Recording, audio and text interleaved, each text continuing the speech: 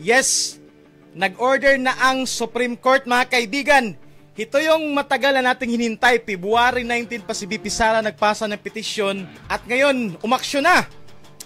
Hininga na ng Korte Suprema ang Kamara ng verification at ano ang nangyari sa tatlong impeachment. Hiningan din sila kung binasa ba nila ang article of impeachment bago sila nanumpa, bago sila bumoto para ma-impeach si VP Sara. At the same time, binigyan ba nila ng copy si VP Sara regarding sa article of impeachment na yon para may masabing due process. Maganda ang mga pahayag ni Marcolita mga kaibigan.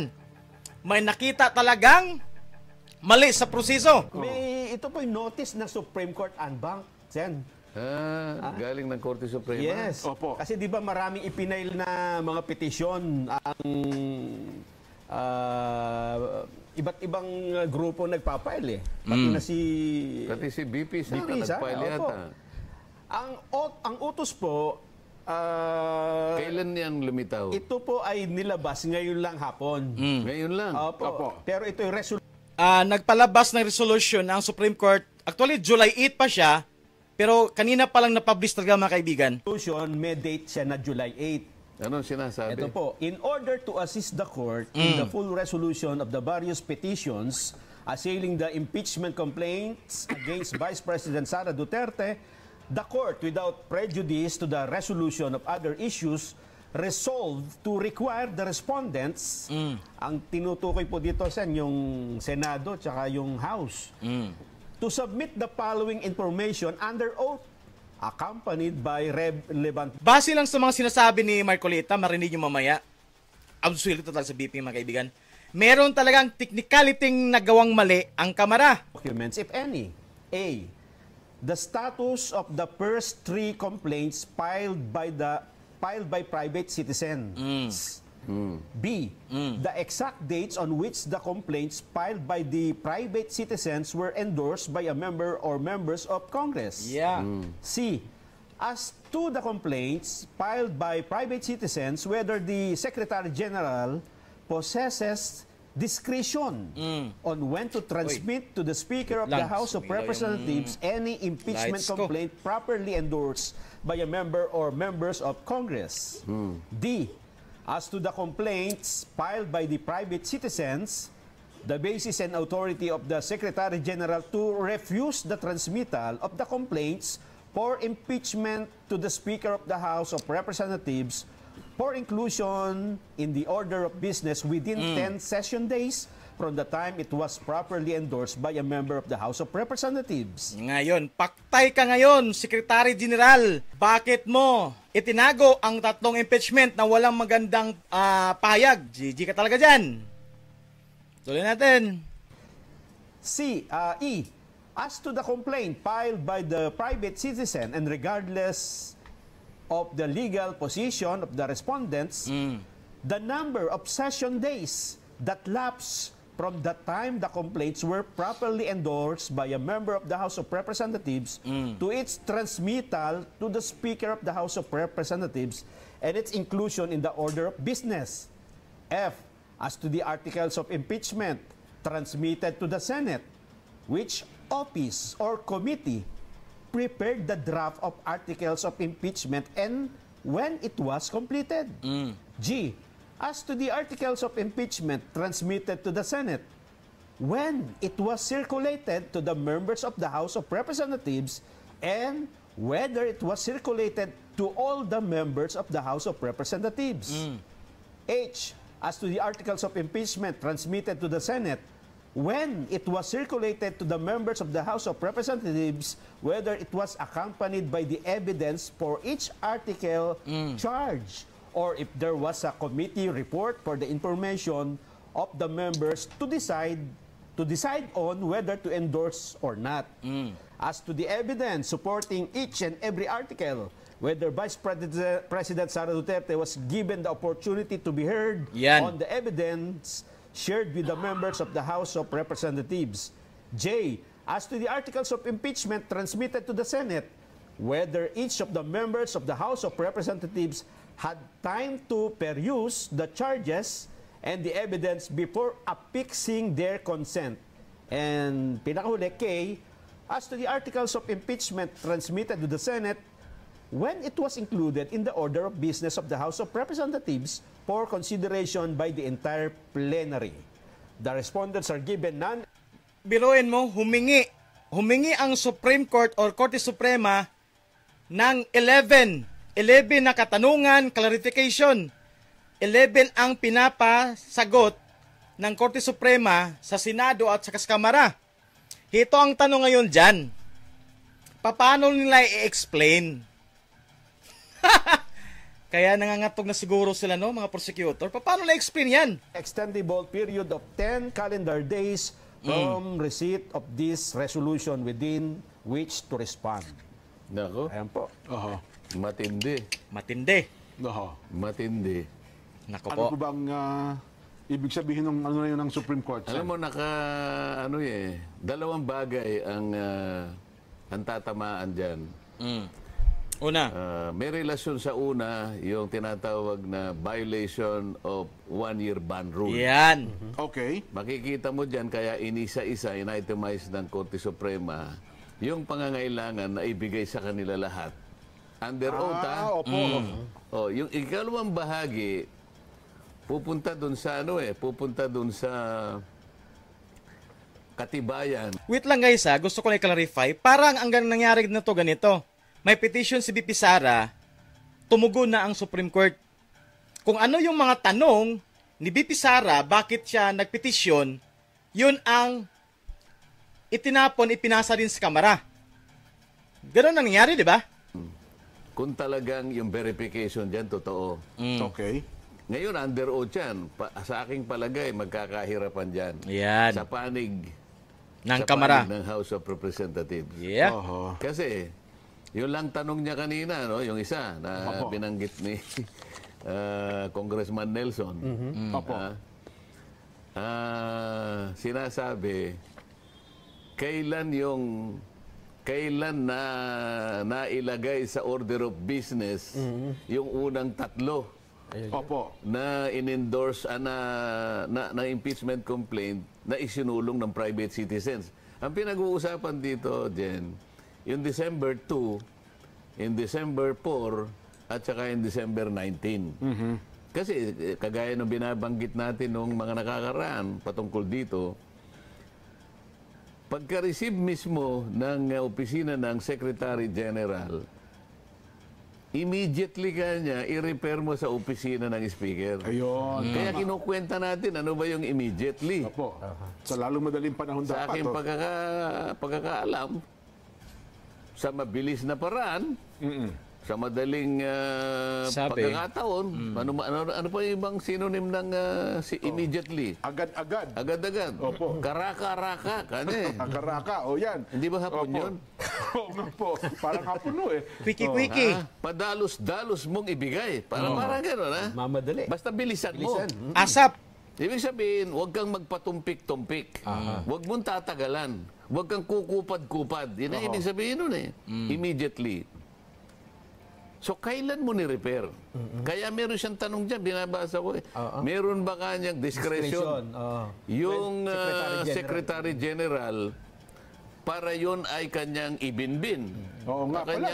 Kanyang Kailan itatransmit? ipitin muna. Oo. Parang tutulugan niya muna at hindi niya muna ibibigay sa opisina ng Oo nga. Kasi parang inipon niya muna ho. Di ba?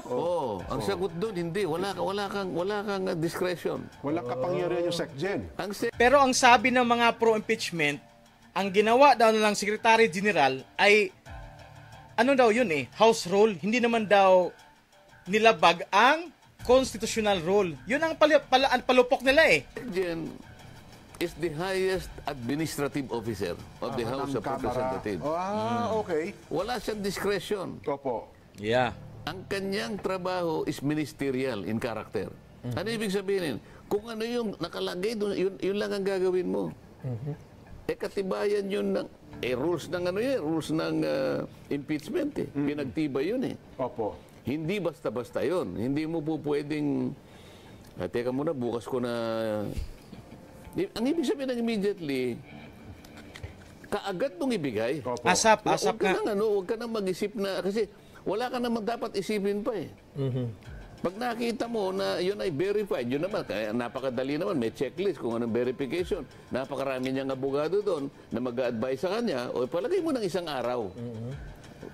Isang araw. Siguro naman sa loob ng isang araw, mga ilang pahina lang naman yun, bubusisiin, o ito ba'y na-verify? Pag verified kasi, talagang may nagnotaryo, tiningnan kung yung forma, nandiyan ba yung forma, may cause of action ba, may ganito. O sige, i-repair na natin. Ayun. Paano ngayon sila magbibigay ng under oath na sagot Yan. sa mga requirements na yun ng Korte Suprema? Wala nga siyang discretion. Yep. Ministerial. Lilitaw ngayon dito na yung Secretary General Magsilabasa na ang mga amoy, baho, kung ano talaga ginawa nila sa tatong impeachment na yon. Yun ang mangyari dyan. So hindi na nila matago yan kasi nga mismo ang Supreme Court na ang nag-order sa kanila. Anong nangyari sa tatong impeachment na yon? Dyan ang malaking question dyan. Kung paano i-explain ng Secretary General ang tatong impeachment na yon. Kasi wala talaga sa kanyang trabaho na i-hold yun. So big question na yon. Kaya talaga guys, magbunyi na talaga, sigurado talagang may mali silang ginawang proseso. And I'm sure, ordinaryo tayong Pilipino, hindi naman tayo abogado, pero pagbabasihan mo talaga, may ginawa silang 1-year ban rule na paglabag talaga. kauna-unahan, hindi niya ginanap ang tungkulin niya. Lalong-lalo na yung December 2. Doon nagsimula eh. Yun ang una eh. Alam mo, kaya ito, nadinig na hinahanapan ilang session days. Yan. Kasi ganito yan, Jay. Halimbawa, ngayong araw na to, nag-session tayo. Opo. Pero hindi naman siya nag-adjourn. Sabi niya, suspend lang. Suspend, opo. Sabi niya, magsasalita yung presiding officer. Session is suspended until tomorrow at 3 o'clock in the afternoon.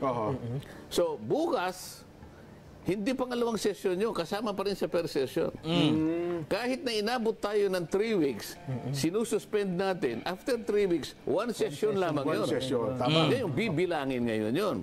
Ngayon, alam ko merong isang session doon na nagtagal talaga. Kasi makikita mo yung tagal, kunin mo yung journal. Yan. Ayun, doon makikita So kapag ka nakita doon na bakit kinakailangan ninyong isuspend? Kasi technique ito eh. Tingnan ninyo, 3 weeks kayong nag-session pero it is only considered as 1 session day. Ibig sabihin, pinatulog. Tama. Bibilangin. Yan. Ito ngayon ang mabigat. Yan. O hindi nila mapapalito na merong discretion yung ano. Talagang hindi ni-repair eh. Kasi kailangan ibigay mo kinukuha yung mga dates eh. Kailan mo ni-repair? Kasi mula doon sa pagkaka-repair, huwag natin pag-usapan yung December 4, December na. Kasi yung pinaka-crucial dito yung December 2. Yun ang kauna-unahan. Yung kauna-unahan po na i-file. Tama. Steps yun eh. Steps. Una, Secretary General is supposed to immediately refer it to the office of the Speaker. Kasi pag tinanggap ng office of the Speaker, ang office of Speaker naman, ministerial din ito. Ministerial din. Wala siyang discretion. Tatawagin niya yung majority leader. Ito yung chairman ng Rules Committee. I-include mo kaagad, hindi naman kaagad, within 10 session days. Ngayon, kung yung December 2, kung may plano na sila doon, ipitin nyo kanya halimbawa, kaya nga magtatagal sila eh. So, kahit na 1 buwan tayong nag-session, sinuspindi lang, walang nag-adjourn. Walang nag-adjourn, opo. Napatulog nila ngayon.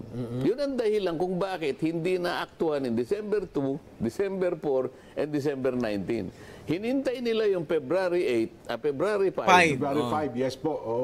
Mag-a-adjourn na kami noong February 5. Doon dali-dali nilang nilagay. Ngayon, hinahanapan dito sa order ng Korte Suprema.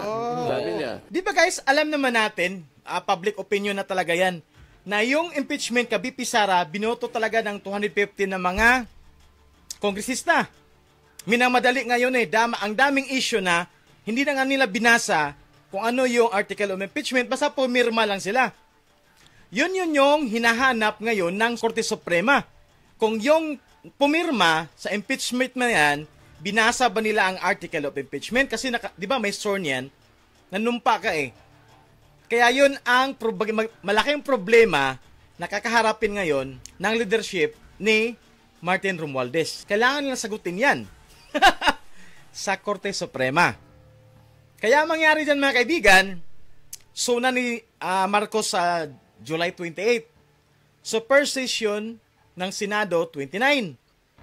Ang laking debate pa mangyari dyan mga kaibigan. Kaya for me talaga, imposible talaga ma-impeach si BP Sara. Imposible magkaroon ng impeachment trial. Binigyan ba sila ng kopya, lahat sila ng mga members na pumirma? Binigyan ba sila ng pagkakataon na mabasa? Binigyan ba sila ng mga material, ng ebidensya, kalakip ng every article of impeachment na kalagay dyan? Whether it was a campaign. Magkakaalaman na dito eh. Ang dami daw pumirma doon. Kita yung unang pahina. Ano sabi niya? Within 10 inextendable period. Sa mga tweet, anong date ngayon, Nelson? 11. July 11 po. Calendar days po ang sabi dito. 10 calendar halimbawa, days. na-receive bukas kasi maaaring hindi pa na-receive ngayon. Ikaw, nangin mo lang na ano eh. So, na-receive halimbawa ng House of Representatives bukas. Anong date bukas? Sabado bukas, sen. Ano nga? 12.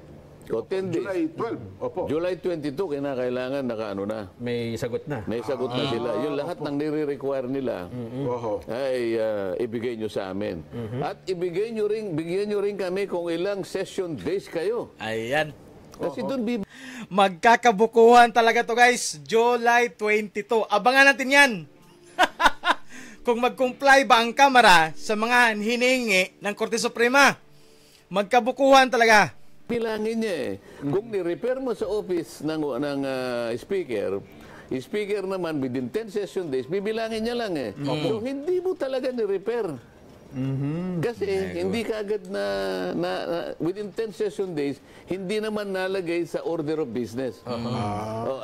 Para ko nang nakikita, titingnan ng Korte Suprema, nasaan yung mga order of business? Ayan. Titingnan niya. Naku, Wala dito eh. Baka mamaya, lilitaw,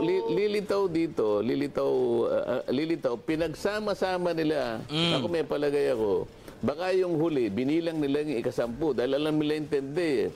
Ang ika-10 sigurado dyan dahil talagang pinatulog nila February 5 dahil yun ang huli na isinulong nila sa isinabmit nila. Magkakaalaman dyan. Nakikita ko na yung direksyon ng Korte Suprema. Ayan. Pero parang ang dami hinihingi ng Korte Suprema. Kung pakinggan natin ang mga pronouncement ni Marcolita, alam talaga natin. Ayaw niya lang sabihin. Kasi masama din mag-judgment siya eh. Ayaw din niyang sabihin directly na yung impeachment na yan, may nilabag talaga na 1-year ban. Hindi niya pwede sabihin yun eh. Hindi siya pwedeng directly talaga magbigay ng sagot. Kaya, ang mga sinasabi ng mapahayag ni Senator Marcolita, mga pasimple lang. Pero yun na yun, kung ikaw, pakinggan mo talaga, maintindihan mo talaga na wala na. Sigurado na. A, B, C, D, F, G, hanggang J. Hanggang J eh. Nakahati lang sa dalawa eh. Mapapatunayan dyan kung yung one-year ban rule ay talagang nilabag. Tsaka yung kung ito ay nabasa ng mga pumirma. Ito. Yung verification ang importante. Yan. Naku! 215 ka mga kongresista. Siyempre, hanapan ng verification ng korte yun. May gulay. Verification, ano yun eh. Sinusumpaan mo eh. Nakalagay doon. Ako ay personal na sumusumpa na ang lahat po ng aligasyon na nakasaad dito sa petisyon o sa resolusyon na ito ay aking pinatutunayan na totoo sa aking pansariling kaalaman. Under oath pala, no? Under oath. Ngayon, at base na rin sa pagkakaintindi ko sa mga dokumento na nagsilbing ebidensya. Mabigat ito. Eh, paano kung matanong ang isa sa kanila, naiintindihan mo ba ito? Akala ko pumirma ka rito eh. Nakapirma ka na personal mong... May biniro nga ako eh. Biniro ko lang naman. Marami akong kaibigan naman sa house eh. Maraming tayong mga binibiro kayo. Sabi ko, bro. Sa 11 ka mga request ng Korte Suprema TCL, kahit dalawa lang doon, yung anong nangyari sa impeachment December 2. Yun lang.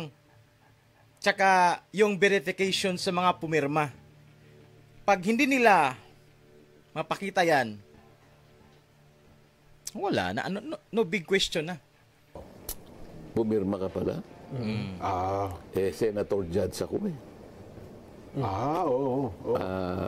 Para naman ka ako magkaroon ka naman ng pagkakataon na ikaw ay matanong naman dun sa impeachment court. Kung sakasakaling magkakaroon. Opo, oo. Ba, isasuggest ko isa ka sa mga witnesses. Ba't ako na naman nangyayari ko dyan, sir? Papatawag Ikaw naman ka ako Pumirma ka dun eh. Testingin lang naman kita kung ano eh. Tama. Oo nga naman. Kasi nung una tayong nag-usap, sinabi mo, anong magagawa ko? Pambabasa ko ba yan eh? Napakakapal niyan eh. Pagkakanya kinakailangan pumirma ka agad. Paano ko mababasa yan? Oo. Pagka pinatawag mo ako dyan, ganyan, siyempre, iibahin ko na yung sagot ko. Nako. Sabihin, nabasa. Sabi ko, hindi, sasabihin ko, binasa ko. Opo, oo. Hindi maintindihan. O di kung nabasa mo, di naintindihan mo. Ayan. O yung susunod kong tanong ngayon. Opo. Malalaman ko ngayon kung talaga naintindihan mo. Huwag mo na nga akong isasama dyan. Sabi na naman niya. Oo. Kasi di ba mag-sworn ka?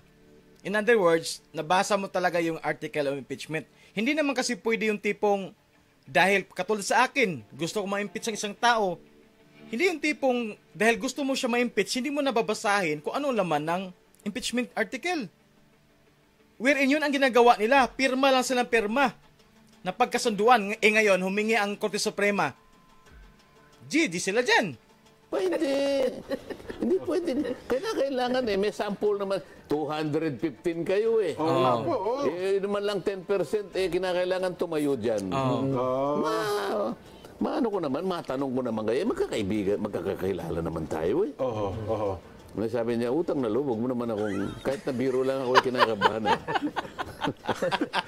Alam mo yung pa lang eh, doon pa lang eh, sinasabi ko sa inyo, magkakaalaman tayo. Ayan, Paano mong pananagutan? Oo. 30, kung hindi ko nagkakamali, 32 pages yung petition. Ang pinag-uusapan natin, mga terminong pang-abogado to. Technical ito eh. Yes po. Okay. Karamihan naman sa amin doon, hindi, siguro wala, baka 10% na ang abogado doon sa House of Representatives.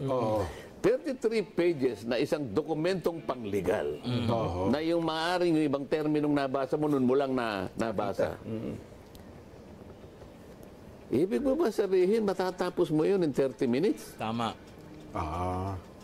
Mukhang imposible nga. Baka hindi. Hindi naman 30 minutes. Pagkapirma siguro, wala pang tigto 2 minutes eh. Yun ang gustong mangyari ng Korte Suprema Bakit dyan. sa utos niya? Opo, oo. Kasi tinatanong niya eh, Oo. binigyan niyo ba isa-isa yung mga miyembro na pumirma? Oo. At sila ba'y nagkaroon ng pagkakataon na mabasa yan ng isa-isa? Kasi nabasa ko nga kanya, hindi ko naman naintindihan. Di ba usapan pa yun? Iba pa yun, oo. Itong isa naman, nabasa ko. Naintindihan mo? Kanya ganun. Opo. Paano kung iba yung pagkakaintindi mo? Yeah. Iba pala ang tama. Oo nga naman. Hindi ba nga abogado na nga ito, mag-aaway pa sila. Parehong abogado yun eh. Hindi mali ka dyan. Ito kaya. Lalo kang mali, kanya ito yun. Kaya nga may korte. Alam niyo ba guys, bakit ang lakas ng loob ng ginawa ng Kamara na inihabo nila ang i-impeach si BP Sara sa last day of session? Di ba coming ang election? Ang lakas kasi sila ng loob nila na yung alyansa team na 12 senador ay manalo talaga sa eleksyon. Kasi kung iniisip nila manalo talaga yon, in other words, ang majority sa Senado ay kasabwat nila or kaalyado nila. Pero ang nangyari kasi, ilan lang ba ang lumusot sa alyansa? Kaya ngayon, ang nangyari, nagkawindang-windang na. So kung meron sila, if ever meron man talaga silang ginawang mali sa impeachment, through technicality sa kang BP Sara, ay magkaalaman talaga ngayon yan. Magkaalaman. Katulad ngayon, nag-request na talaga ang Korte Suprema na, ops, pakisagot nga itong 11 namin ka mga katanungan kasi confused kami. Kaya ngayon guys, windang na yan. Kita naman natin, ang dami. Di ba napapansin nyo ang mga prosecutor? Ano ang lagi nilang inaano sa media? Isa naman lang, maipakita ang aming mga ebidensya.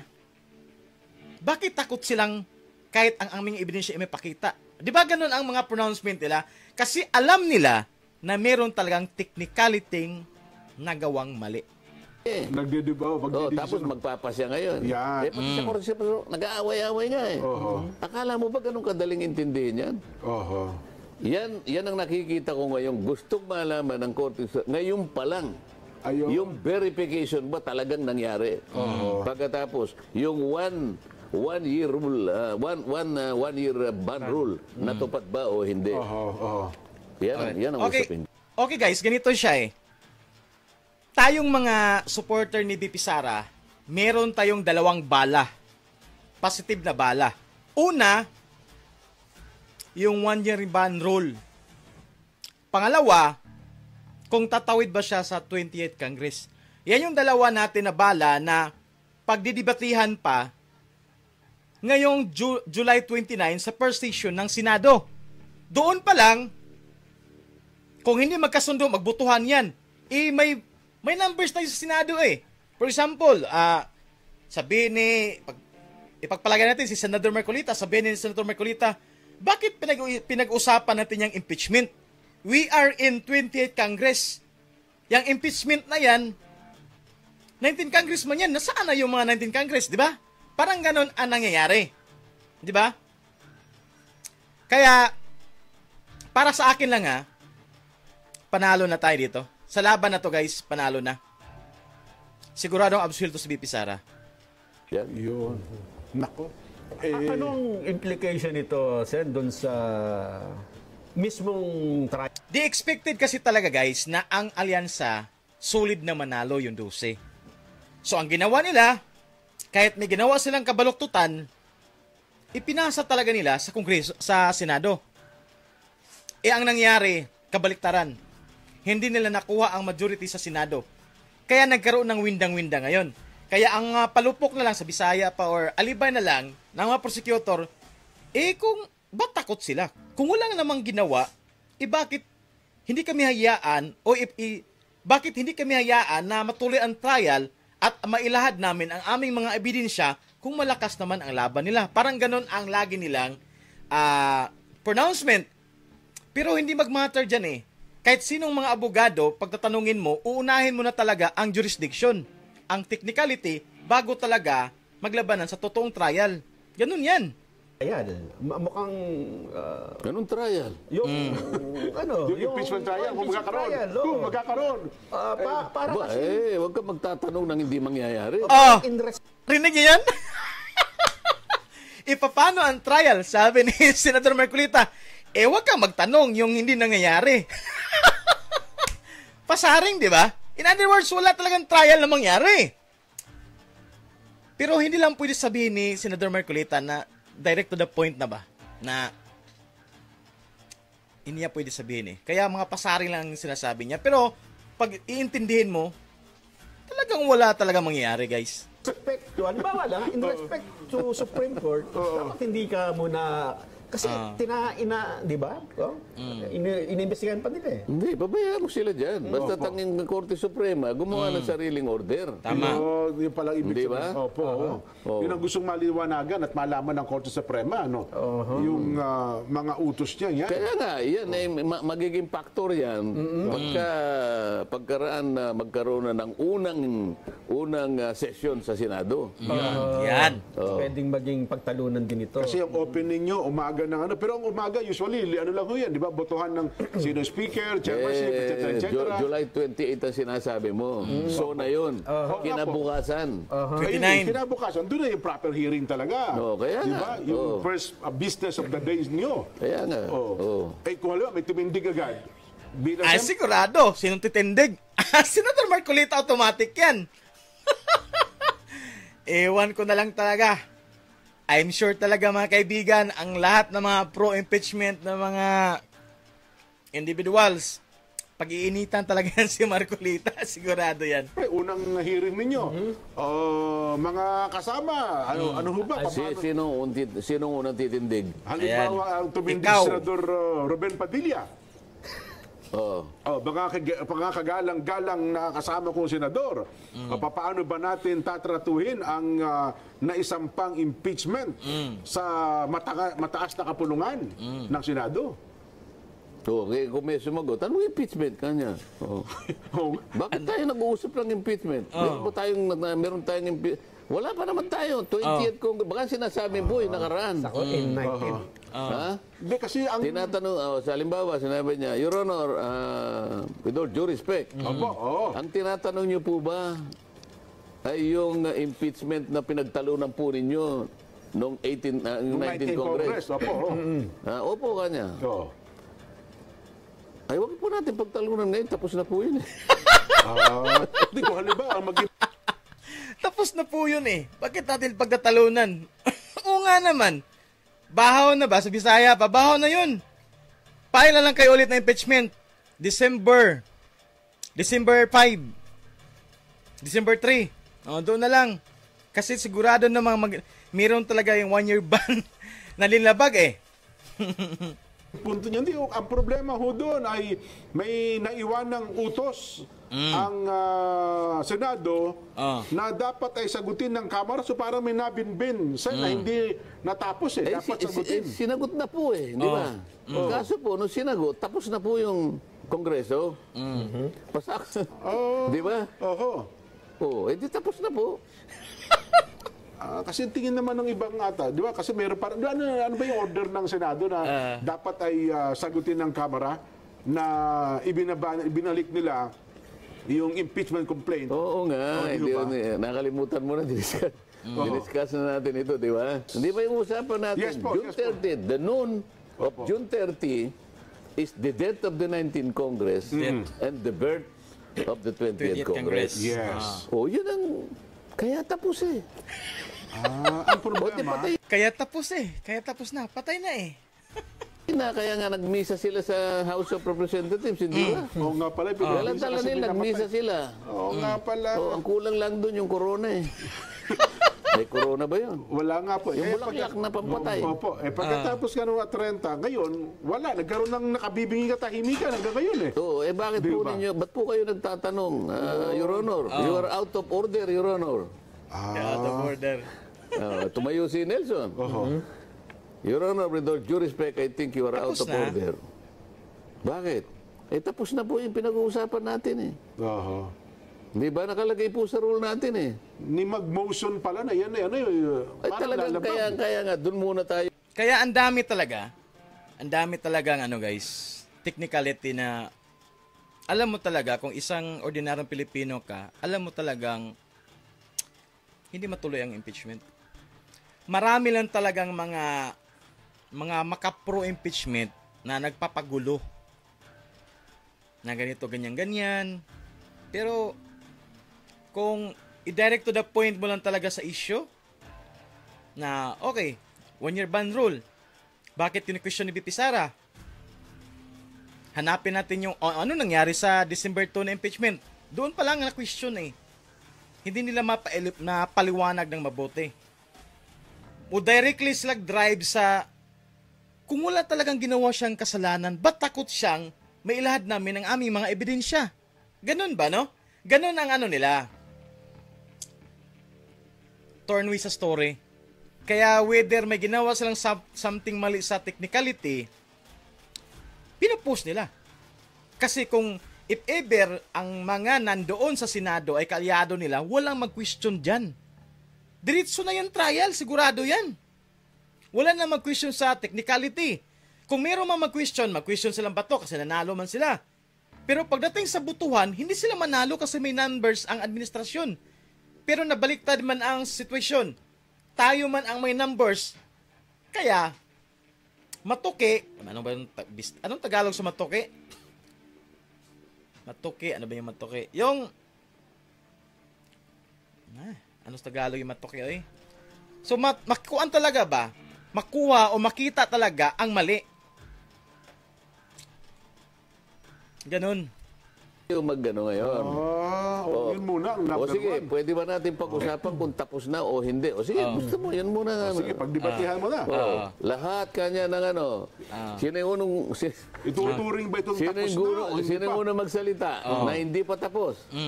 Meron gano'n na. Siyempre po, Di natapos na yung hindi pa tapos. Sabi niya. Sino naman yung sinabing tapos na yan?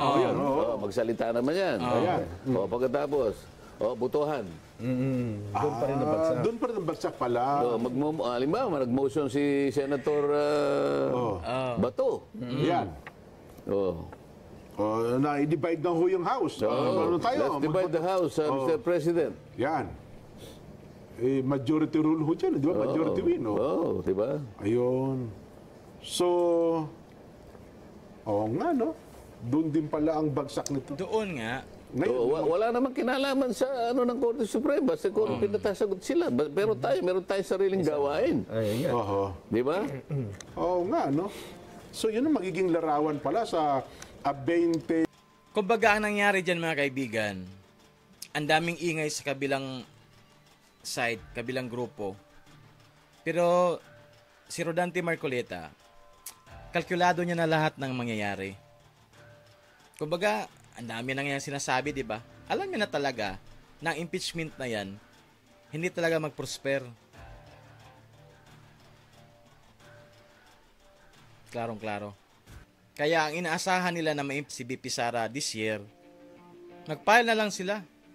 Next year, December 3. Wherein filing of candidacy na yan for presidency. 2026. 9 ng July. 27, 28. Tama, babalik. Nagkataon pa naman birthday ko yun. Oo nga po. Ganun po ba? Kaya tama. Makasaysayan itong ngayon lang nangyari ito eh. Oo nga, no. Nakuwenta mo ba? Tama po, parang tinadhana eh. Sabi ko sa'yo, nung Historical ito talaga. Kaya historical naman. Dahil wala na akong pananagutan sa inyo dito, nandun ako eh. Ayun. Pero, Sen, ang maganda rito ay parang mali, pagka nagdesisyon ng Supreme Court dito, malilinaw na yung patakaran. Ano? Pero magtatagal din yan eh. 10 days lang na yun, magsasubmit pa eh. Pag nakasubmit, i-analyze na.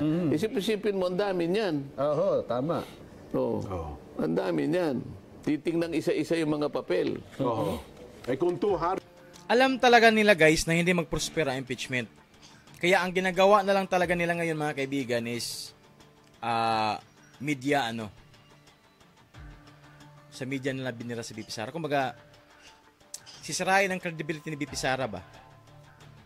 Ganun lang mangyari dyan. Yan ang tinatawag na trial by publicity na lang. Kasi regarding talaga sa in legal way, may nilabag sila sa technicality. Hindi lang pwede sabihin ng mga ibang abogado dyan.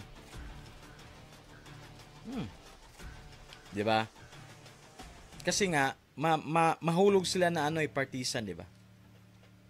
Pero itong mga matitibay ang loob, katulad ni Rodante Marcoleta, ang dami niyang segment dyan na nagsasabi na may pasaring ba? May parinig, mga pasaring, na kung wise listener ka, alam mo talagang, itong impeachment na to, wala pala talaga mangyari dito. Oras lang hinintay. Anong oras yun? July 29. Doon lamang sa yung unang binasa mo, kung may discretion yung Secretary General. Siyempre gagawa ng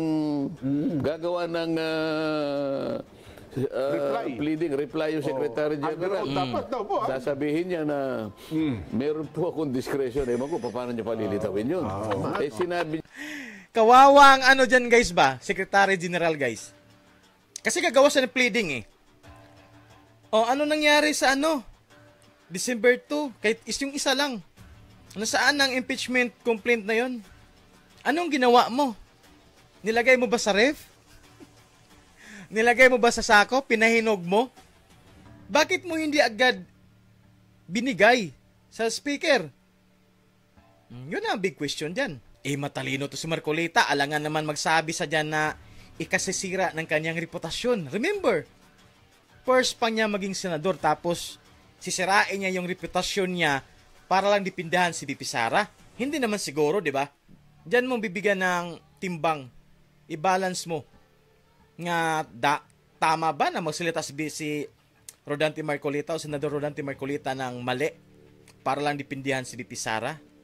Or, isave niya ang kanyang reputation as a strong, as a magaling na senador or magaling na abogado. Di ba? So, doon lang mabalansin mo na ang mga salita ng senador na to ay mabigat at kapanipaniwala. Yang siyal eh. Oo. Pagka siyal, mandato yun eh. Hindi optional. Opo. Hindi ka pwedeng makapamili. Kaya sana sinabi niya, nakalagay sana, kung itatagalog natin yung rules, pagkasubmit Oo. ng impeachment complaint, ang Secretary General ay maaaring mag-isip ng ilang beses Opo. kung ito ay i-repair niya Oo. sa opisina ng Speaker. House Speaker, Ayan. opo. So kung gano'n, halimbawa. Oo. O kaya naman ang Secretary General ay binibigyan ng 30 araw o 30 araw Yan. na mag-atubili. Nako, magaga mo. Pag-isipan niya muna Na mabuti. pag-isipang mabuti kung ito ay i-repair niya. Okay, yun. Oo. Hindi nga gano'n eh. Masabon talaga ang Secretary General nito. Sasabunin ng korte ng mga judges. Oy, Sinjen, anong ginawa mo? Anong ginawa mo sa December 2 impeachment complaint? Wala na. Immediately refer Oo. to the office of the Speaker. Asan ang discretion mo doon? Oo. Ministerial yun. Ang ibig sabihin ng ministerial, wala kang opsyon kung hindi gawin mo kung ano ang itinatakdang gawin mo. Yan. Pagka-submit. Baka sabihin ng Secretary General, Your Honor, sabi kasi ng ng leader na hold muna kasi hintayin namin ang pang-apat na impeachment. Parang ganun ba no? Yung sabi niyan, sino? Magkabukuhan talaga eh. Wala kang desisyon, wala kang discretion. Sa lalong madaling panahon, dapat dalhin mo ito sa tanggapan ng speaker. Oo. Yun ang, oo nga, no?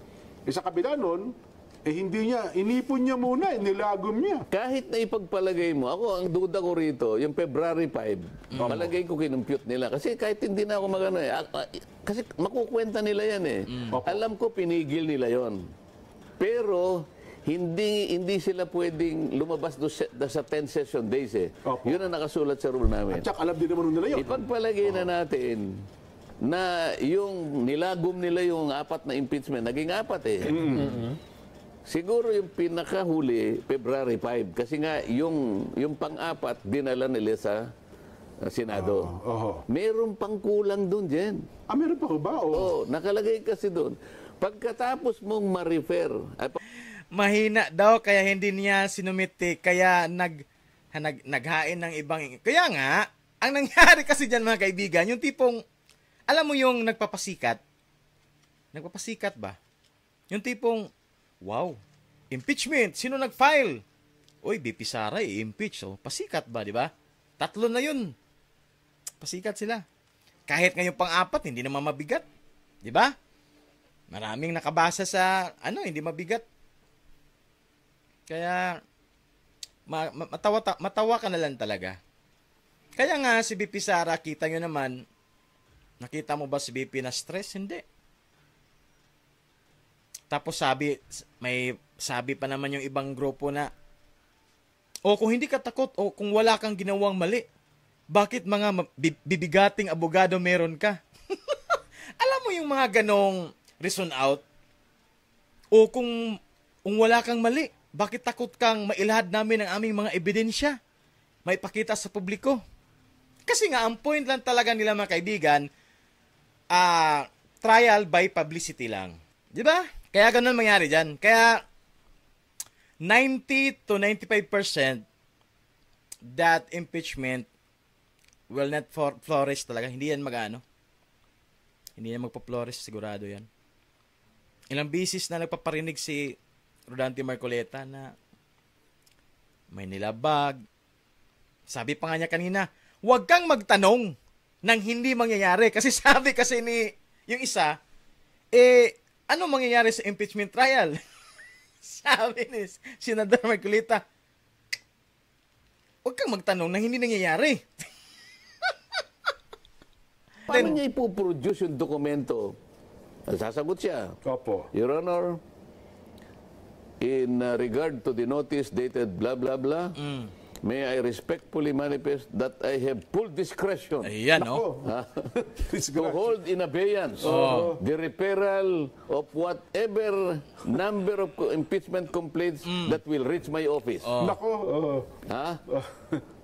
Tapos subscribe and sworn to pinanotaryo niya.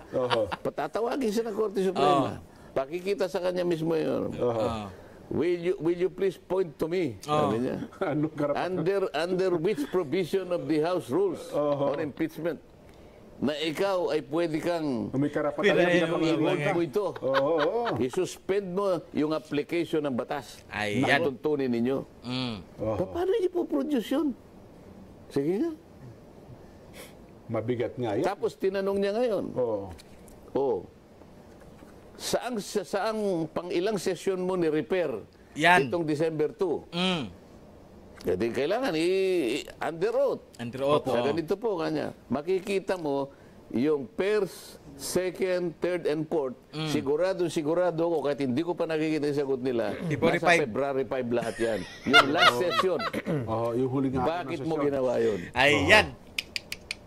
Kasi kung doon mo lang, kung yung 1, 2, and 3, wala na ngayong, hindi na ngayon marirepair doon sa Committee on Justice.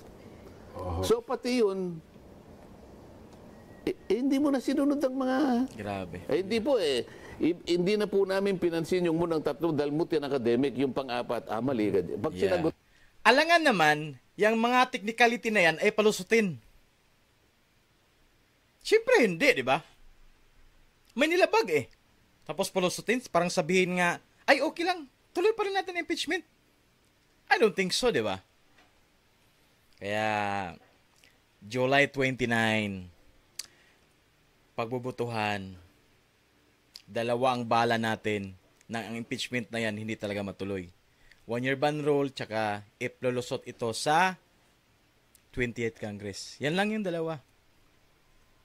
Kaya wala talagang trial mangyari dyan. Do you think meron? Paano na i-explain yan? Yung technicality na yan. Doon pa, dyan pa lang talaga, alam mo talagang hindi nila ma-explain yan eh. Yung pag-hold ng Secretary General sa unang impeachment, paano nila i-explain yan? Paano nila i-explain na ang ginawa ng Secretary General ay hindi ito lumabag sa 1-year ban rule? Yan ang big question dyan. Base sa mga pronouncement ni Senador Marcoleta, alam mo talagang may nalabag, may mali sa proseso. So isa yan sa mga ground na may ginawa ka talagang 1-year ban rule. Yan na klarong-klaro na nga, di ba? Hindi lang pwede sabihin ni Senador Marcoleta na kumbaga hindi niya pwede pangunahan ang desisyon ng Korte Suprema. Hindi pwede pangunahan eh. Kung pwede man mapangunahan, doon na yan sa session nila. Kasi magsession, magbubutuhan yan. Doon. Pero dito sa programang ito, hindi niya pwede masabi. mo yung patay ka. Talagang pinlano nyo. Pinlano nyo, napatayin nyo yung unang tatlo dahil yung gusto nyo yung pang-apat. Ayan. You violated the 1-year ban rule. Klaro. Klarong-klaro. You violated the 1-year ban rule. Di ba? Agree ba kayo dyan? Agree ba kayo sa aking opinion na hindi talaga matuloy ang impeachment na yan? Or matuloy ba? Ano sa tingin nyo? Paki-comment guys. Yan. Sinasabi na natin ang pwedeng mangyari. Tama.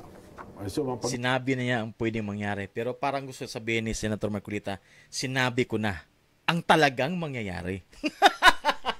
Di ba? May gulay. Kinabahan na sila.